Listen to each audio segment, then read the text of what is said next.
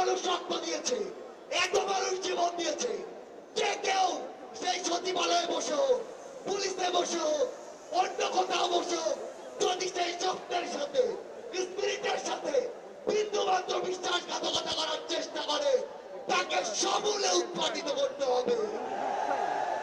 আমাদের আবারও দেখা হবে সংগ্রামের লড়াইয়ে অথবা রাজপথের বিজয়ে।